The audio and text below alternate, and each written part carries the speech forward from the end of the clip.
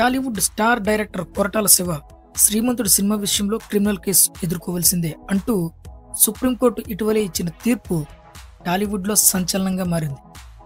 రచయిత శరత్చంద్ర అనే వ్యక్తి స్వాతి పత్రికలో రాసిన కథను కాపీ కొట్టి కొరటాల శ్రీమంతుడు సినిమా తీశారని 2017లో నాంపల్లి కోర్టులో కేసు నమోదయ్యింది. ఈ కేసు విషయంలో తాను నిర్దోషి అని నిరూపించుకోవడం కోసం కొరటాల శివ నాంపల్లి కోర్టు నుంచి హైకోర్టు, సుప్రీంకోర్టు వరకు కూడా వెళ్లారు.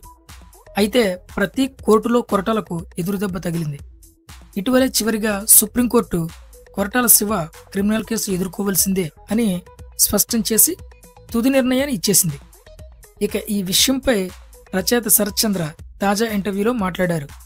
ఆ ఇంటర్వ్యూలో ఆయన చెప్పిన విషయం ఏంటంటే 2012లో స్వాతి మాసపత్రికలో చచ్చేంత ప్రేమ అనే టైటిల్తో ఓ నవల రాశాను. ఆ కథ బాగా రావడంతో సినిమా చెయ్యాలని భావించాను. ఈ క్రమంలోనే సింహరాశి, ఎవడైతే నాకేంటి సినిమాలు డైరెక్ట్ చేసిన సముద్రాను కలిసి ఆ ప్రాజెక్ట్ను పట్టాలు ఎక్కించడానికి సిద్ధమయ్యాను.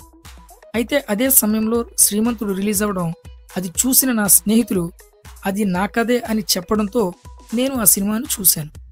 నా కథలోని ఊరి పేరు దగ్గర నుంచి కథని నడిపించడం వరకు ఉన్నది ఉన్నట్లు ఆ సినిమాలో చూసి షాక్ అయ్యాను. దీంతో కొరటాల శివను సంప్రదించి అది నా కథే అని చెప్పాను. కానీ ఆయన అంగీకరించలేదు. ఆ తర్వాత ఆ సినిమా నిర్మాత అయినటువంటి ఎంబీ క్రియేషన్స్ అధినేత మహేష్ బాబు, మైత్రి మూవీ మేకర్స్ నిర్మాతలైనటువంటి నవీన్ ఎర్నేని ఇద్దరూ కలిసి 15 లక్షలు ఇచ్చేందుకు ప్రయత్నించారు. కానీ నాకు కావాల్సింది డబ్బు కాదు, ఆ కథ నాదే అన్న పేరు. అయితే కొరటాల శివ కథను కాపీ అని ఒప్పుకోకపోవడం వల్లే కోర్టులో కేసు వేశాను. ఈ క్రమంలో చిత్ర నిర్మాణంలో భాగం ఉన్నటువంటి మహేష్ బాబు, మైత్రి నిర్మాత నవీన్ ఎర్నేనికి కూడా కోర్టు నోటీసులు పంపించాను. మహేష్ బాబు కోర్టు రాకుండా చాలా రోజులు గడిపారు.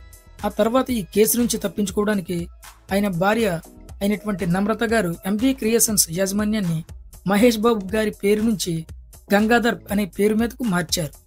ఆ నిర్మాణంలో తమకు భాగస్వామి లేదని కోర్టులో తెలియజేసి ఆ విధంగా మహేష్ బాబు తప్పించుకున్నారు. ఫైనల్ గా నేను చెప్పేది ఏంటంటే, ఈ కథను కాపీ చేశాను అని కొరటాల శివ గారు ఒప్పుకుని క్షమాపణ చెప్తే చాలు, ఈ కేసు ఇక్కడితో కొట్టివేస్తాను. లేకపోతే కొరటాల శివ మాదిరిగానే ఈ చిత్ర నిర్మాతలైనటువంటి మహేష్ బాబు, నవీన్ ఎర్నేనికి కూడా నోటీసులు పంపించడం జరుగుతుంది అని రచయిత శరత్చంద్ర చెప్పుకొచ్చారు.